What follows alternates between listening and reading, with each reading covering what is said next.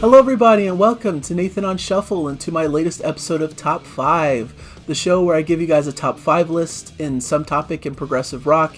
These topics are generated by my wife and I just give a list off the top of my head just based on my prior knowledge of progressive rock, and it's more of an invitation to you guys to check it out and to give your top 5s in the comments. I love reading the comment sections to these videos. It's my favorite thing to do, to hear people give advice and talk about albums that I hadn't thought of yet and introduce me to new stuff. So it's really a fun time. I love all of your contributions, so please feel free to like and comment the video.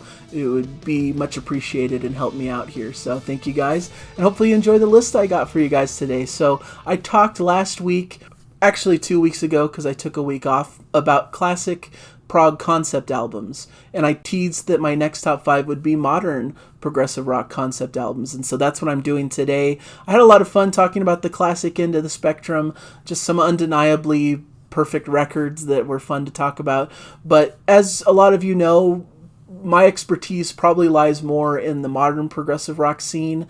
That's what I got into when I started getting into music. My dad introduced me to the classics, gave me that solid bass line, but I explored Transatlantic, and that led me to Dream Theater and Spock's Beard and Flower Kings and Marillion and all these classic bands, and has led me down a path that I've just been obsessed with progressive rock ever since. And so a lot of these albums that I'm going to be talking about today are just near and dear to my heart, and I'm excited to give a brief rundown of some of these classics. Modern classics that I think you guys will appreciate if you haven't heard them yet, and that you'll appreciate knowing made my list if you are familiar with these. So to give some honorable mentions here, there's quite a few, and there's many more that I'm not even mentioning because it'd just be way too long to mention everything.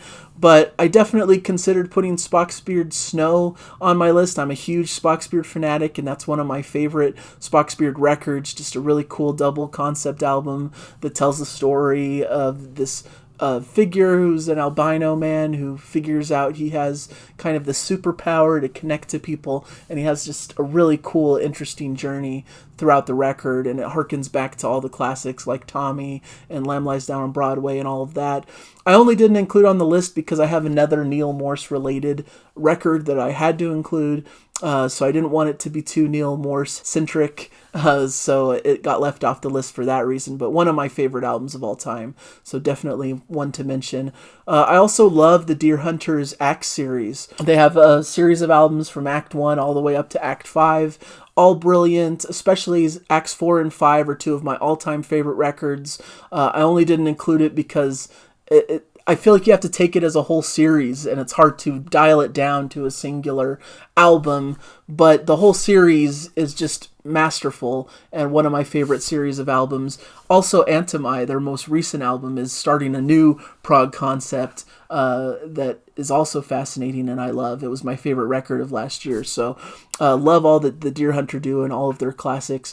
I didn't end up putting Haken on my list, which is shocking because I love Haken. They have a great smattering of concept records also. Gotta mention Aquarius. Their first album is just an incredible concept, as well as Visions, one of my favorite records. So those would definitely be in contention for this list. I love Riverside. They have a trilogy of albums that are concepts.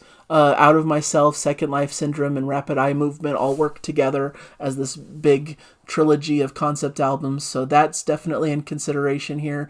And there's been a string of really interesting, cool concept records this year that have just recently come out that I have to spotlight. No Spoon and their album Opus is an incredible concept record. Chronicles of Father Robin, their sprawling 3-disc set, is a really cool concept record. Okay Goodnight is a more indie record that I really loved called The Fox and the Bird. All incredible concept records, all out recently, as well as the album I talked about this year, Joseph, from Neil Morse, a really great concept record, which I thought this show paired well with. But getting into the list proper, a little bit too long of a preamble probably. Number 5 is Marillion's Brave from 1994, and I know a lot of people were putting Misplaced Childhood as one of their favorite concept records from the last episode. I kind of have a weird cutoff that's right in the middle between the classic Prog and the newer Prog, so it was hard to decide where to fit Misplaced Childhood, which is a lot of the reason why I didn't really make either list, but it's also an incredible album. But I kind of prefer Brave as a concept record. I just think it's really well crafted. I really like the Steve Hogarth era of the band, and I think this is one of the peaks of what they were able to accomplish during this period of time. It's this really interesting concept about a girl who's essentially contemplating suicide on a bridge, and about her life and different things that have happened. And so it's based on a story, I think, that Steve Hogarth heard about, a radio broadcast about a teenage girl found wandering alone on Severn Bridge in England. And when she was found, she was either incapable or decided not to communicate with anyone who questioned her.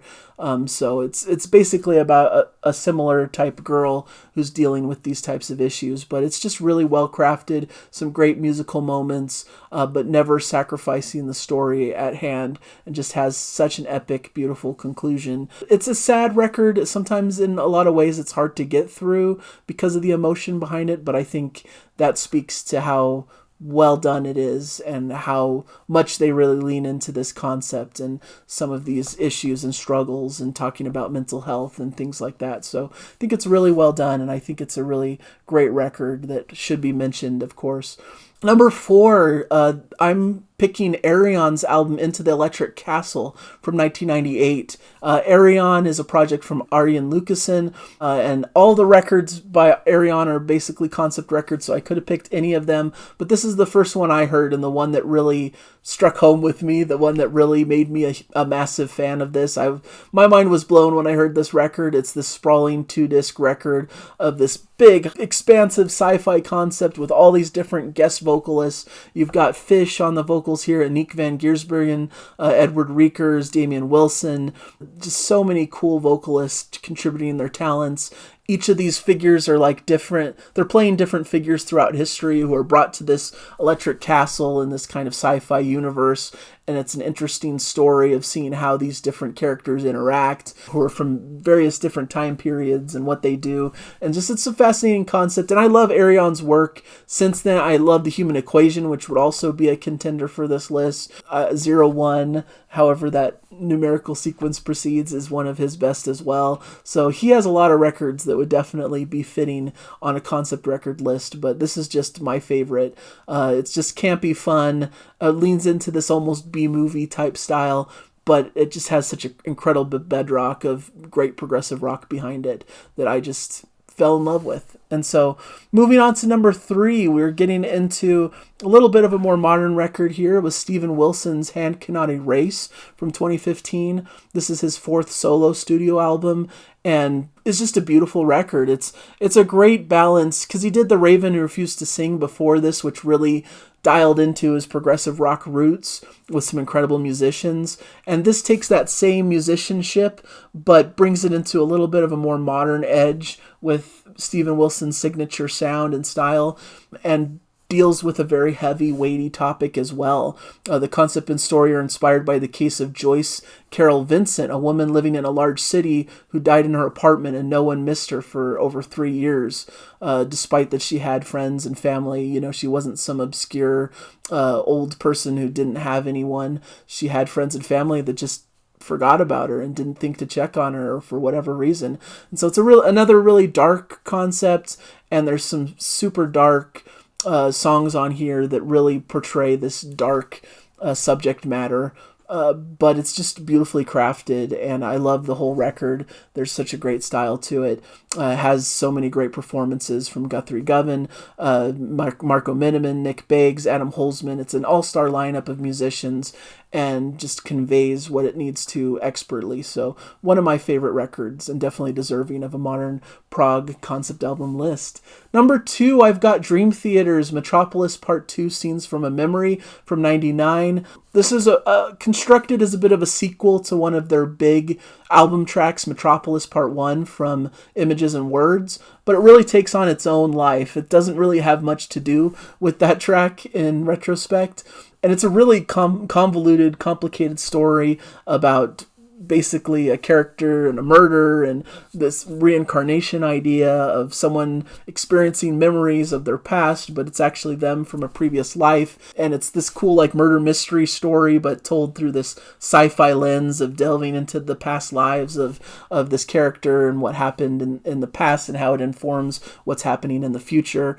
Just a brilliant concept album, and is one of the records that revolutionized my musical experience when I discovered it. This really transported me to another world. I love all the musical touchstones through here. I think it's a great example of all that they're able to accomplish, this really cool storytelling, but these really complicated proggy sections. And it doesn't lean too heavy into the metal side of their sound, which I respect and appreciate. It has touchstones of that, but it's much more of a proggy record with some really cool time signature shifts and really great ballads and great sung sections. And it's just overall a brilliant record that revolutionized the concept record, for me at least, in my sphere. So I really respect it and appreciate for what it is.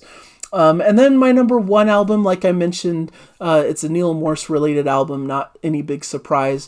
And to me, it's the Neil Morse band's The Similitude of a Dream. This is just a brilliant record that I fell in love with when it was released in 2016. I was surprised by it because I came in as a massive Neil Morse fan and figured that I had basically heard everything, every trick under his sleeve. And, you know, there's such a long, illustrious career up to this point, but this was a new benchmark. This was something special that really catapulted Neil and this band to new heights. It's a sprawling double disc concept record based on The Pilgrim's Progress by John Bunyan, following a character through all these different scenarios, tormented by spiritual anguish as he has to leave this city and go on this spiritual journey to this celestial city, and he meets interesting, quirky characters along the way, and there's a lot of moments of fun and quirkiness, a lot of different styles, and all the songs just have a different feel to them, but it's still grounded in this progressive rock style. Great instrumental overture as well that starts the piece, and it has one of my favorite conclusions of a Neil Morse record ever, with this really big epic reprise, Eric Gillette singing to the heights, some epic guitar soloing. It's just really everything I love about prog wrapped up in this epic ending of a track. And so it's just a beautiful record, has so much fun to it, but also such meaning and emotion, and it just melds these two perfectly into this journey of an album that never dips in quality. It's just consistent throughout and has one of the best endings of any prog album that I've ever heard. So definitely check that one out if you haven't yet. It's one of the premier modern prog albums in my estimation, and I think it's worth anyone's time to listen through. And so those are my favorite prog concept albums, modern prog rock concept albums. Please let me know in the comments what you think and what your favorite modern prog concept albums are. There's so many to pick from, so many I didn't mention that I wish I had, but this has been a fun topic to cover, and hopefully you guys have enjoyed the episode as well. So thank you guys so much for joining me here, and I hope you guys just have the best out there and will join me in a future top 5. So thank you guys, and I'll see you in the next episode. Bye!